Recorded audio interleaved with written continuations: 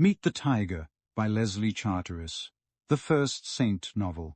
Chapter 3. A little melodrama. Khan sprang to his feet, his hand flying to his hip, and the saint laughed softly. "He's gone," Templar said.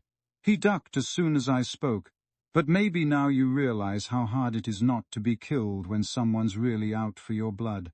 It looks so easy in stories, but I'm finding it a bit of a strain." The saint was talking in his usual mild, leisurely way, but there was nothing leisurely about his movements. He had turned out the lamp at the same instant as Khan had jumped up, and his words came from the direction of the embrasure. "Can't see anything. This bunch are as windy as mice trying to nibble a cat's whiskers. I'll take a look outside. Stay right where you are, sonny." Khan heard the saint slither out, and there were words in the kitchen. A few seconds later Orus came in, bearing a lighted candle and clasping his beloved blunderbuss in his free hand. Orus did not speak. He set the candle down in a corner so that the light did not interfere with his view of the embrasure, and waited patiently with the enormous revolver cocked and at the ready.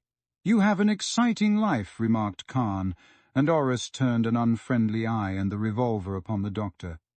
Said Orus noncommittally. The saint was back in 10 minutes by the clock. "Bad huntin'," he murmured. "It's as black as coffee outside, and he must have headed for home as soon as I scared him. Beer, Orus." "Aye, aye, sir," said the silent one, and faded out as grimly as he had entered. Khan gazed thoughtfully after the retreating figure with its preposterous armory and its preposterous strut. "Any more in the menagerie?" he inquired. "Nope," said the saint laconically. He was relighting the lamp, and the flare of the match threw his face into high relief for an instant. Khan became more thoughtful. His life had been devoted to dealing with men of all sorts and conditions. He had known many clever men, not a few dangerous men, and a number of mysterious men, but at that moment he wondered if he had ever met a man who looked more cleverly and dangerously and mysteriously competent to deal with any kind of trouble that happened to be floating around. "I'd rather have you on my side than against me, Saint," said Khan. "You'd get a rake off. Think it over." Hands on hips, the saint regarded the red-faced man quizzically. "Can I take that as official?" "Naturally not. But you can take it from me that it can be arranged on the side." "Thanks," said the saint. "I don't feel impressed with your balance sheet. Taken by and large, the dividend don't seem fat enough to tempt this investor. Now try this one. Come in with me, and I'll promise you 1/3. Think it over, Detective Inspector Khan." "Dr. Khan." The saint smiled. "Need we keep it up?" he asked smoothly. "What on earth, dear lamb, did you think you were getting away with?" Khan wrinkled his nose. "Just as you like," he agreed. "You have the advantage of me, though. I'm hanged if I can place you." "That's the best news I've heard for some time," said the saint cheerfully. Khan rose to go after a couple of pints of beer had vanished, and Templar rose also. "Better let me see you home," said the saint. "I'll feel safer." "If you think I need nursing," began Khan with some heat, but Simon linked his arm in that of the detective with his most charming smile. "Not a bit. I'd enjoy the stroll." Khan was living in a miniature house, the grounds of which backed on the larger grounds of the manor. Templar had already noticed the house, and had wondered whom it belonged to, and for some unaccountable reason, which he could only blame on his melodramatic imagination, he felt relieved at the news that Patricia had a real live detective within call. On the walk, the saint learned that Khan had been on the spot for 3 months. Khan was prepared to be loquacious up to a point, but beyond that limit he could not be lured. Khan was also prepared to talk about the saint a fact which pleased Simon's egotism without hypnotizing his caution. "I think it should be an interesting duel," Khan said. "I hope so," agreed Templar politely, "the more so because you are the second most confident crook I've ever met." The saint's white teeth flashed. "You're premature," he protested. "My crime is not yet committed. Already an idea is sizzling in my brain which might easily save me the trouble of running against the law at all. I'll write my solicitor tomorrow and let you know." He declined Khan's invitation to come in for a Doc and Doris, and saying goodbye at the door, set off briskly in the general direction of the pillbox. This expedition, however, lasted only for so long as he judged that Khan, if he were curious, would have been able to hear the departing footsteps.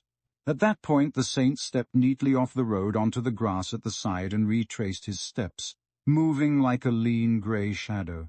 A short distance away he could see the gaunt lines of Sir John Bittell's home, and it had occurred to him that his investigations might very well include that wealthy upstart.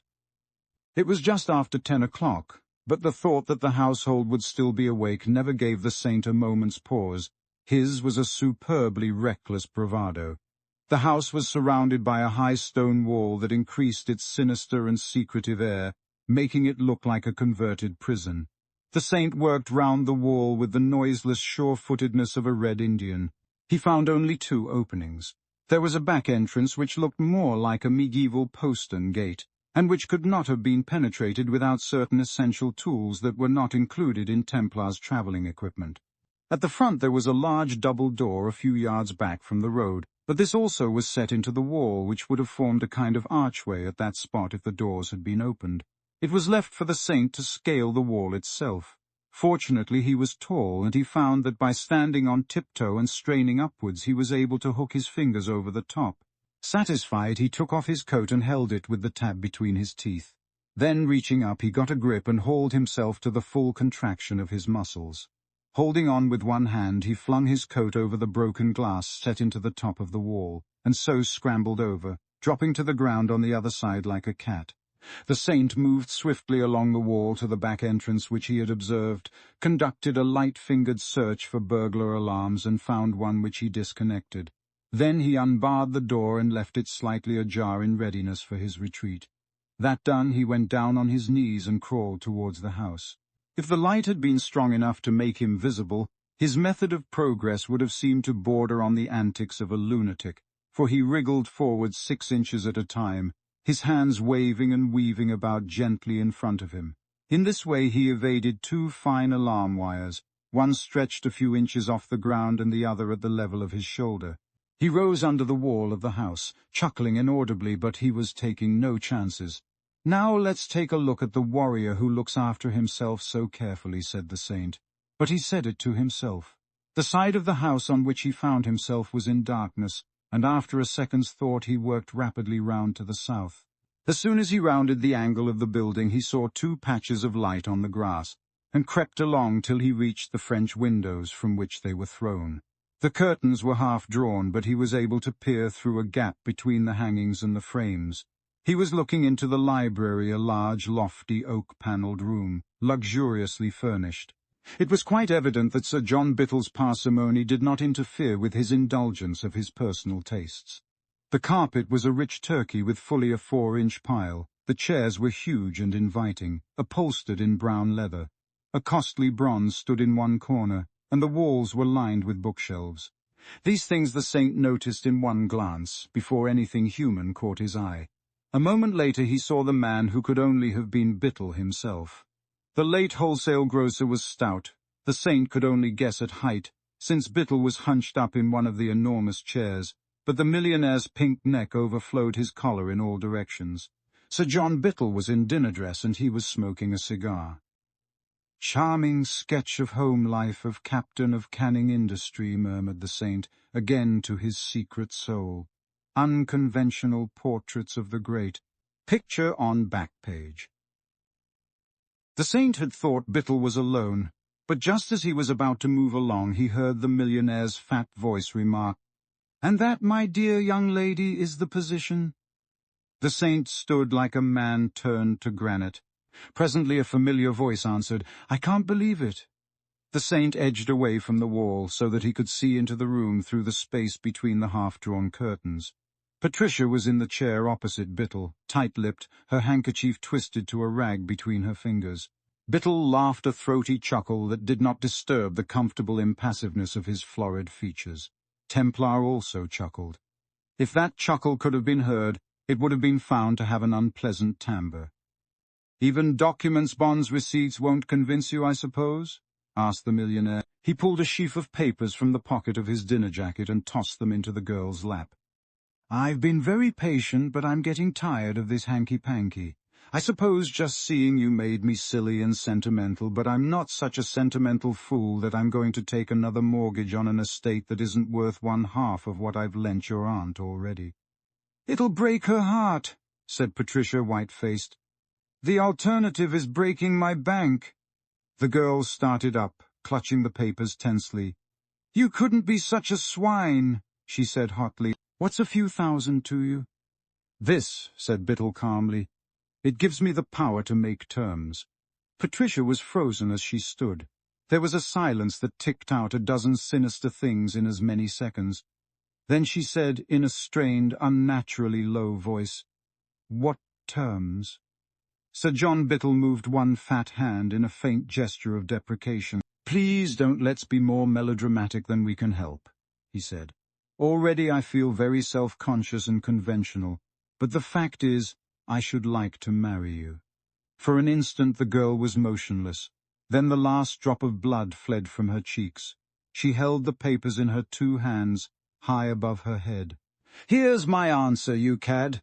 She tore the documents across and flung the pieces from her, and then stood facing the millionaire with her face as pale as death and her eyes flaming. "Good for you, kid," commented the saint inaudibly. Biddle, however, was unperturbed, and once again that throaty chuckle gurgled in his larynx without kindling any corresponding geniality in his features. "Copies," he said simply, and at that point the saint thought that the conversational tension would be conveniently relieved with a little affable comment from a third party. "You little fool," said Biddle acidly. "Did you think I worked my way up from mud to millions without some sort of brain? And do you imagine that a man who's beaten the sharpest wits in London at their own game is going to be balked by a chit of a country child?" "Cha!" The millionaire's lips twisted wryly.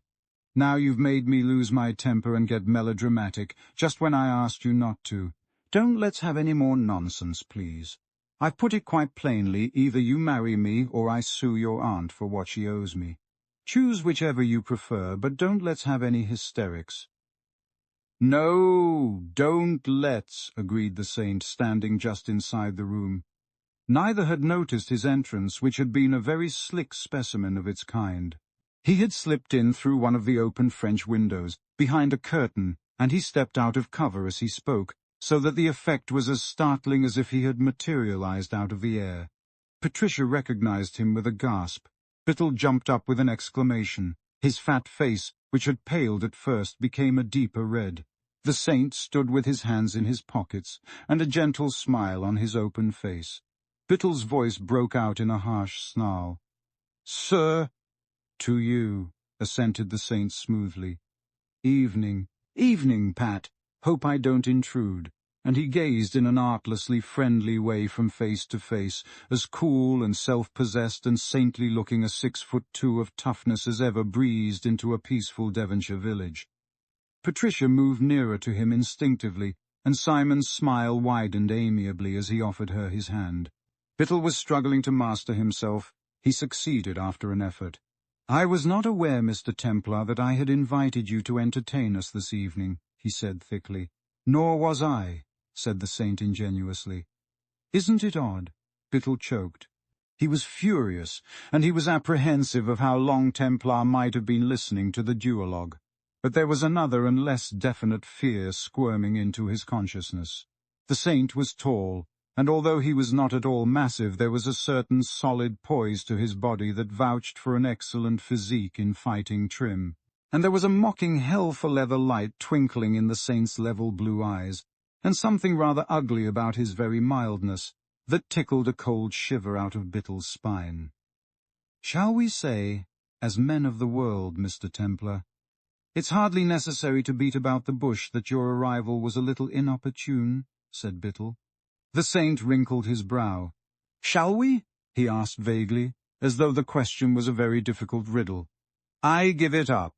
Biddle shrugged and went over to a side table on which stood decanter, siphon, and glasses. "Whiskey, Mr. Templar." "Thanks," said the saint. "I'll have one when I get home. I'm very particular about the people I drink with. Once I had a friend who was terribly careless that way, and one day they fished him out of the canal in Surabaya. I should hate to be fished out of anywhere." To show there's no ill feeling. If I drank your whiskey, son, said the saint, I'm so afraid there might be all the ill feeling we could deal with. Biddle came back to the table and crushed the stump of his cigar into an ashtray. He looked at the saint, and something about the saint's quietness sent that draughty shiver prickling again up Biddle's vertebrae. The saint was still exactly where he had stood when he emerged from behind the curtain. The saint did not seem at all embarrassed, and the saint seemed to have all the time in the world to kill. The saint, in short, looked as though he was waiting for something and in no particular hurry about it, and Biddle was beginning to get worried. Hardly conduct befitting a gentleman, shall we say, Mr. Templar? Biddle temporized. No, said the saint fervently. Thank the Lord I'm not a gentleman. Gentlemen are such snobs. All the gentlemen around here, for instance, refuse to know you, at least. That's what I'm told, but I don't mind it in the least. I hope we shall get on excellently together, and that this meeting will be but the prelude to a long and enjoyable acquaintance, to mutual satisfaction and profit. Yours faithfully.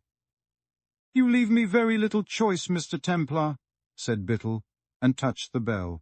The saint remained where he was, still smiling, until there was a knock on the door and a butler who looked like a retired prize-fighter came in. Show Mr. Templar the door, said Biddle. But how hospitable, exclaimed the saint, and then, to the surprise of everyone, he walked coolly across the room and followed the butler into the passage. The millionaire stood by the table, almost gasping with astonishment at the ease with which he had broken down such an apparently impregnable defence. I know these bluffers, he remarked with ill-concealed relief. His satisfaction was of very short duration, for the end of his little speech coincided with the sounds of a slight scuffle outside and the slamming of a door. While Biddle stared, the saint walked in again through the window, and his cheery, well, well, well, brought the millionaire's head round with a jerk as the door burst open and the butler returned. Nice door, murmured the saint. He was breathing a little faster, but not a hair of his sleek head was out of place. The pugilistic butler, on the other hand, was not a little dishevelled, and appeared to have just finished banging his nose onto something hard. The butler had a trickle of blood running down from his nostrils to his mouth, and the look in his eyes was not one of peace on earth or goodwill towards men. Home again, drawled the saint. This is a peach of a round game, what? As dear Algy would say. Now can I see the offices? House agents always end up their advertisements by saying that their desirable property is equipped with the usual offices, but I've never seen one of the same yet. Let me at him, uttered the butler, shifting round the table. The saint smiled, his hands in his pockets. You try to drop-kick me down the front steps and you get welted on the boko, said Simon speculatively, adapting style to audience. Now you want to wang into my prow, and I wonder where you get blipped this time? Biddle stepped between the two men and in one comprehensive glance summed up their prospects in a rough house. Then he looked at the butler and motioned towards the door. The ex-pug went out reluctantly, muttering profane and offensive things, and the millionaire faced round again. Suppose you explain yourself. Just suppose, agreed Templar enthusiastically. Biddle glowered. Well, Mr. Templar? Quite, thanks. How's yourself? Need you waste time playing the fool? Demanded Biddle shortly. Now I come to think of it, no, answered the saint amiably. But Granny always said I was a terrible tease. Well, sonny, taken all round, I don't think your hospitality comes up to standard. And that being so, I'll see Miss Holm back to the old roof-tree. Slong! And he took Patricia's arm and led her towards the French window, while Biddle stood watching them in silence, completely nonplussed. It was just as he seemed about to pass out of the house without further parley that the saint stopped and turned, as though struck by a minor afterthought. By the way, Biddle, he said, I was forgetting you were going to pass over a few documents, weren't you? Biddle did not answer, and the saint added, All about your sideline in usury. Hand over the stuff and I'll write you a cheque now for the full amount. I refuse, snapped the millionaire. Please yourself, said the saint. My knowledge of law is pretty scrappy, but I don't think you can do that without cancelling the debt. Anyway, I'll tell my solicitor to send you a cheque, and we'll see what happens. The saint turned away again, and in so doing almost collided with Patricia, who had preceded him into the garden. The girl was caught in his arms for a moment to save a fall, and the saint was surprised to see that she was gasping with suppressed terror. A moment later the reason was given him by a ferocious baying of great hounds in the darkness. In one swift movement Simon had the girl inside the room, and had slammed the French windows shut. Then he stood with his back to the wall, half covering Patricia in the shelter of his wide shoulders, his hands on his hips, and a very saintly meekness overspreading his face. As Horace would say in the circumstances," murmured the saint. "Bigger than Barnum's. Do you mind playing the clown while I open the unique Mexican knife-throwing act?" And Bittle, with a tiny automatic in his hand, was treated to a warning glimpse of the fine steel blade that lay along Simon Templar's palm. Chapter 4. A social evening. "No," said the saint, shaking his head sadly. "It can't be done. It can't really. For one thing, we're getting all melodramatic, and I know how you hate that. For another thing, we've got the set all wrong. You've got to get into training for looking evil just now. You're as harmless-looking a blackguard as I've ever met. I'm strong for getting the atmosphere right. What you say to adjourning, and we can arrange to meet in Limehouse in about 2 months, which'll give you time to grow a beard and develop a cast in one eye, and employ a few tame thugs by way of local colour." The saint rambled on in his free and easy manner, while his brain dealt rapidly with the situation. Bittle had not raised his automatic. It pointed innocuously into the carpet, held as loosely as it could be without falling, for Simon's eyes were narrowed down to glinting chips of steel that missed nothing, and Sir John Bittle had an uncomfortable feeling that those eyes were keen enough to note the slightest tightening of a muscle. The saint was giving an admirable imitation of a man pretending to be off his guard, but the millionaire knew that the sight of the least threatening movement would telegraph an instant message to the hand that played with that slim little knife, and the saint's general manner suggested that he felt calmly confident of being able to reproduce any and every stunt in any and every Mexican knife-throwing act that ever was, with a few variations and trimmings of his own. "You are not conversational, Bittle," said the saint, and Bittle smiled. "My style is, to say the least of it, cramped," replied the millionaire. "If I move, what are the chances of my being pricked with your pretty toy?" "Depends how you move," answered the saint. "If, for instance, you relax the right hand, so as to allow the ugly toy now reposing there to descend upon the carpet with what is known to journalists as a sickening thud, then I might say that the chances are about 1,000 to 1 against." Bittle opened his hand and the gun dropped. He stepped to one side, and the saint, with a swift, sweeping glide, picked up the weapon and dropped it into his pocket. At the same time he replaced his own weapon in its concealed sheath. "Now we can be matey again," remarked Simon with satisfaction. "What's the next move?" "Taking things in a broad way. I can't credit your bunch with much brilliance so far. Dear old Spittle, why on earth must you make such an appalling bloomer? Don't you know that according to the rules of this game you ought to remain shrouded in mystery until Chapter 30? Now you've been and gone and spoilt my holiday," complained the saint bitterly, "and I don't know how I shall be able to forgive you." "You are a very extraordinary man, Mr. Templar." The saint smiled. "True, O king, but you're quite as strange a specimen as ever went into the Old Bailey. For a retired grocer, your command of the Oxford language is astonishing."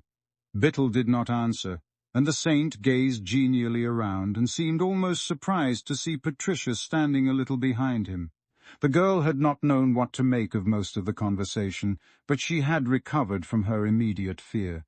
There was a large assurance about everything the saint did and said which inspired her with uncomprehending courage, even as it inspired Bittle with uncomprehending anxiety. "Hope we haven't bored you," murmured Simon solicitously. "Would you like to go home?" She nodded, and Templar looked at the millionaire. "She would like to go home," Templar said in his most winning voice. A thin smile touched Bittle's mouth. "Just when we're getting matey?" he queried. "I'm sure Miss Home didn't mean to offend you," protested Simon.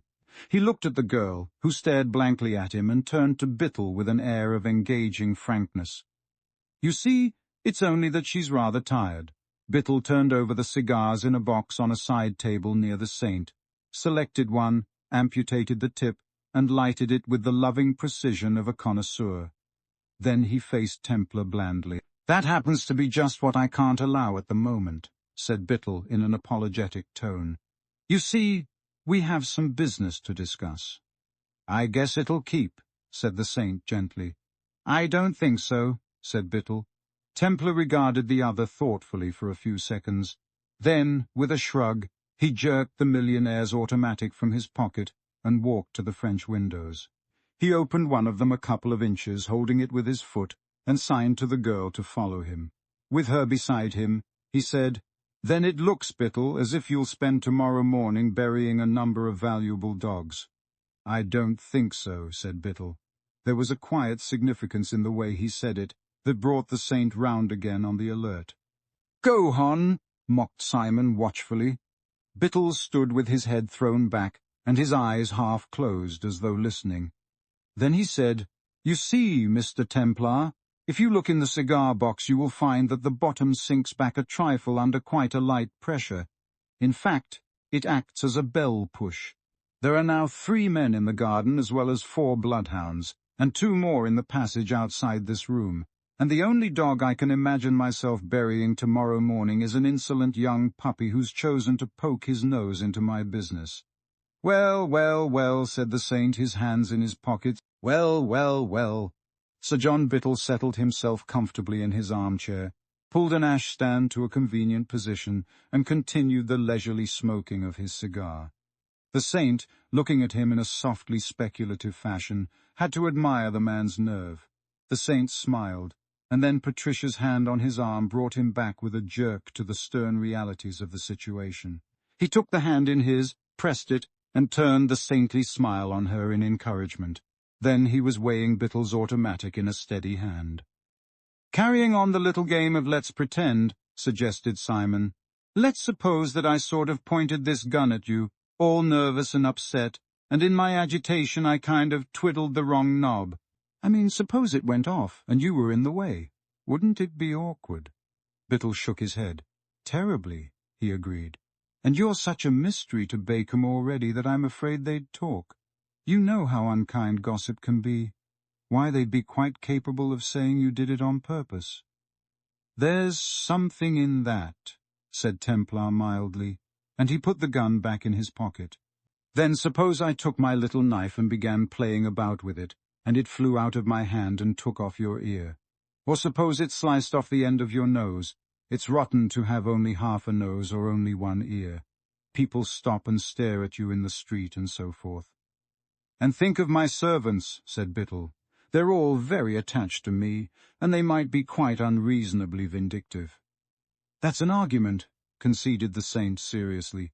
"And now suppose you suggest a game." Bittle moved to a more comfortable position and thought carefully before replying. The time ticked over, but the saint was too old a hand to be rattled by any such primitive device, and he leaned nonchalantly against the wall and waited patiently for Bittle to realize that the cat-and-mouse gag was getting no laughs that journey. At length Bittle said, "I should be quite satisfied, Mr. Templar, if you would spend a day or 2 with me, and during that time we could decide on some adequate expression of your regret for your behavior this evening. As for Miss Home, she and I can finish our little chat uninterrupted, and then I will see her home myself." Murmured the saint, lounging. "Bit of an optimist, aren't you?" "I won't take no for an answer, Mr. Templar," said Bittle cordially. "In fact, I expect your room is already being prepared." The saint smiled. "You almost tempt me to accept," he said. "But it cannot be. If Miss Home were not with us, well, I should be very boorish to refuse. But as a matter of fact, I promised Miss Girton to join them in a sandwich and a glass of ale towards midnight, and I can't let them down." "Miss Home will make your excuses," urged Bittle, but the saint shook his head regretfully. "Another time." Bittle moved again in the chair and went on with his cigar. and it began to dawn upon the saint that, much as he was enjoying the sociable round of parlour sports, the game was becoming a trifle too one-sided. There was also the matter of Patricia, who was rather a handicap. He found that he was still holding her hand, and was reluctant to make any drastic change in the circumstances, but business was business. With a sigh, the saint hitched himself off the wall which he had found such a convenient prop, released the hand with a final squeeze, and began to saunter round the room, humming light-heartedly under his breath, and inspecting the general fixtures and fittings with a politely admiring eye. "This room is under observation from 2 points," Biddle informed him as a tactful precaution. "Pity we haven't got a camera the scene'd shoot fine for a shocker," was the saint's only criticism. And Simon went on with his tour of the room. He had taken Bittle's warning with the utmost nonchalance, but its reactions on the problem in hand and his own tentative solution were even then being balanced up in his mind. Bittle, meanwhile, smoked away with a large languidness which indicated his complete satisfaction with the entertainment provided and a sublime disregard for the time spent on digesting it, which was all that the saint could have asked. In its way, it was a classical performance.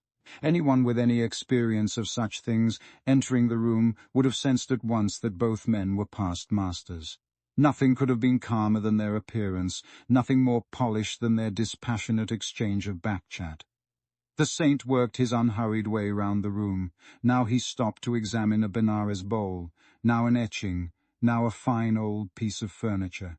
The patina on a Greek vase held him enthralled for half a minute. Then he was absorbed in the workmanship of a Sheraton whatnot.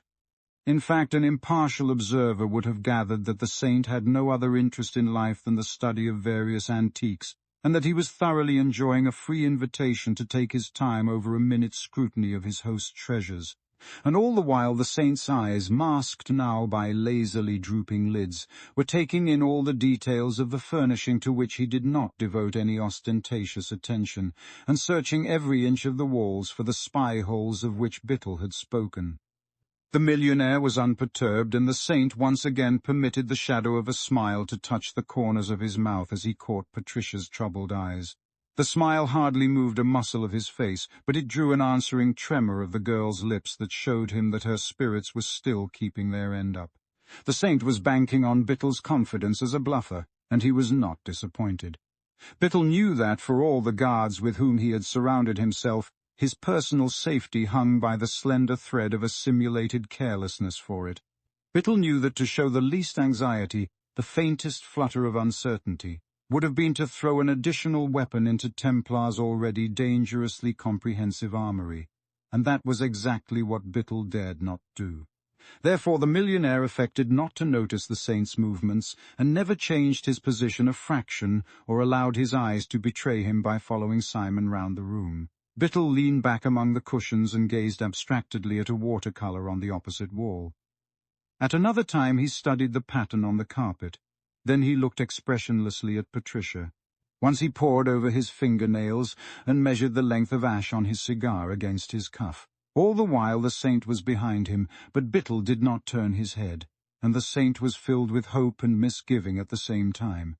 He had located one peephole, cunningly concealed below a pair of old horse pistols which hung on the wall, but the second he had failed to find. It might have been a bluff. In any case, the time was creeping on, and the saint could not afford to carry his feigned languor too far. He would have to chance the second watcher. He began a second circuit, deliberately passing in front of Biddle, and the millionaire looked up casually at him. "Don't think I'm hurrying you," said Biddle, "but it's getting late, and you might have rather a tiring day tomorrow." "Thanks," murmured Simon. "It takes a lot to tire me, but I've decided to spend the night with you at any rate. You might tell the big stiff with the damaged proboscis to fill the hot water bottle and lay out some nightshirts." Biddle nodded. "I can only commend your discretion," he remarked, "as sincerely as I appreciate your simple tastes." "Not at all," murmured the saint, no less suave. "Would it be troubling you too much to ask for the loan of a pair of bed socks?" The saint was now behind Biddle again. He was standing a bare couple of feet from the millionaire's head, one hand resting lightly on the back of a small chair. The other hand was holding a bronze statuette up to the light, and the whole pose was so perfectly done that its hidden menace could not have struck the watchers outside until it was too late. Biddle was a fraction quicker on the uptake. The saint caught Patricia's eye and made an almost imperceptible motion towards the window, and at that moment the millionaire's nerve faltered for a split second, and he began to turn his head. In that instant the saint sogged the statuette into the back of Biddle's skull without any great force, but very scientifically. In another lightning movement he had jerked up the chair and flung it crashing into the light, and blackness fell on the room with a totally blinding density. The saint sprang towards the window. "Pat!" he breathed urgently. He touched her groping hand and got the French window open in a trice. There was a hoarse shouting in the garden and in the corridor, and suddenly the door burst open and a shaft of light fell across the room, revealing the limp form of Biddle sprawled in the armchair. A couple of burly figures blocked the doorway, but Patricia and Simon were out of the beam thrown by the corridor lights. Before she realized what was happening, the girl felt herself snatched up in a pair of steely arms. Within a bare 5 seconds of the blow that removed Sir John Biddle from the troubles of that evening, the saint was through the window and racing across the lawn, carrying Patricia home as he might have carried a child. The complete manoeuvre was carried through with so faultless a technique that Simon Templar, for all his burden, passed right between the two men who were waiting outside the French window, and the ambush was turned into a cursing pursuit. As soon as that danger was past, Simon paused for a moment to set the girl down again, and then, still keeping hold of her hand, he ran her towards the obscurity of a clump of bushes at the end of the lawn. They had a flying start, and they reached the shrubbery with a lead of 6 yards.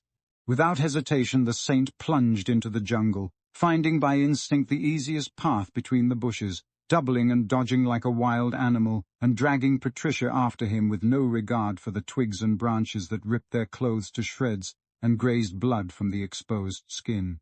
Presently he stopped dead, and she stood close beside him, struggling to control her breathing, while he listened for the sounds of pursuit. They could hear men ploughing clumsily through the shrubbery, calling to one another, crashing uncertainly about.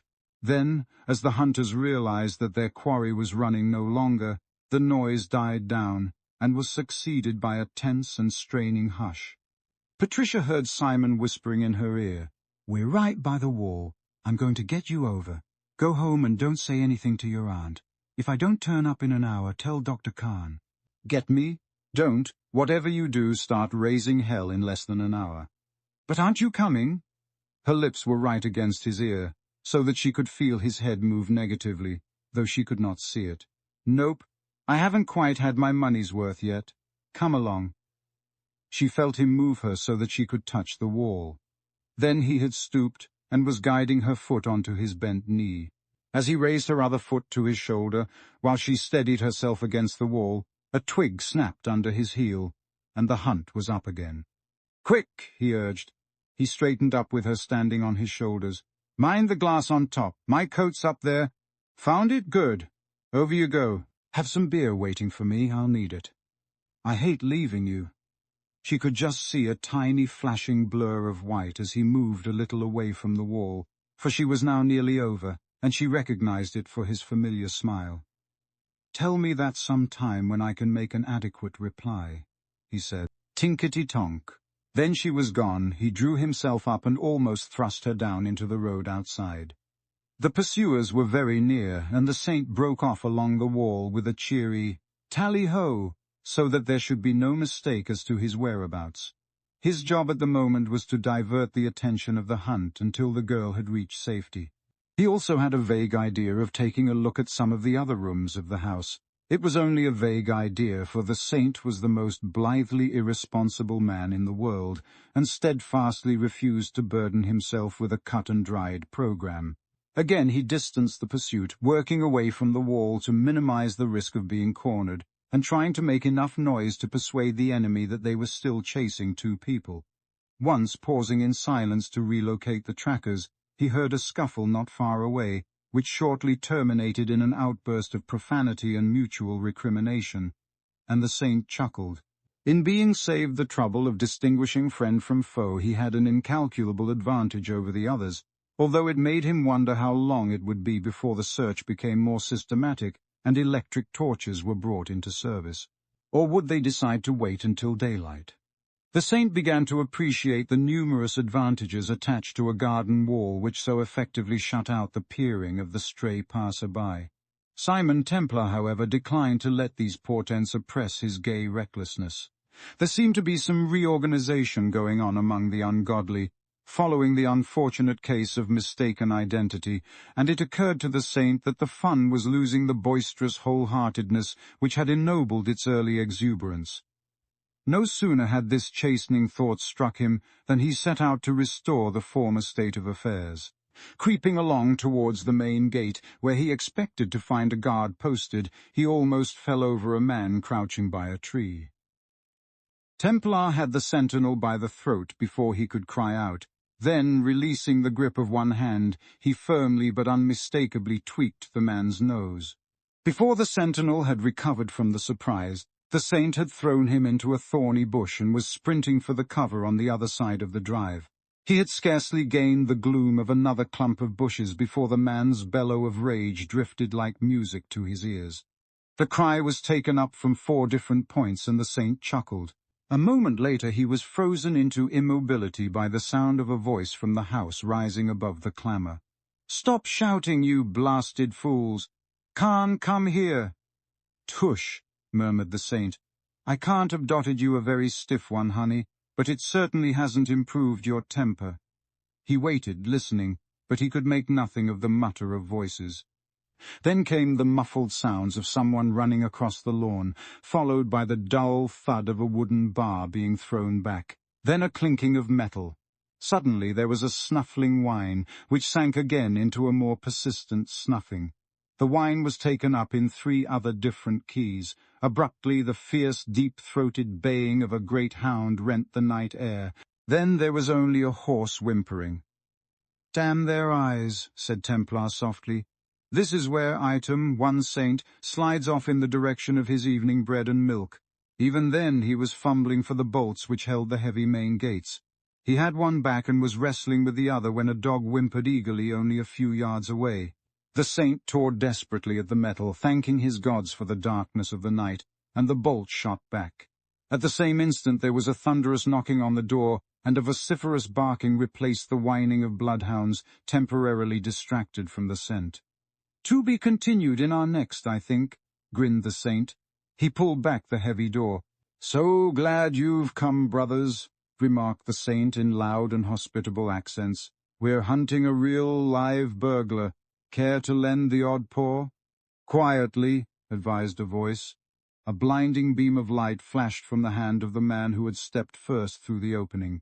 It stabbed at the saint's eyes, dazzling him for a moment. Then into the ray of it came a hand which held a small automatic pistol with a curious cylindrical gadget screwed to the muzzle.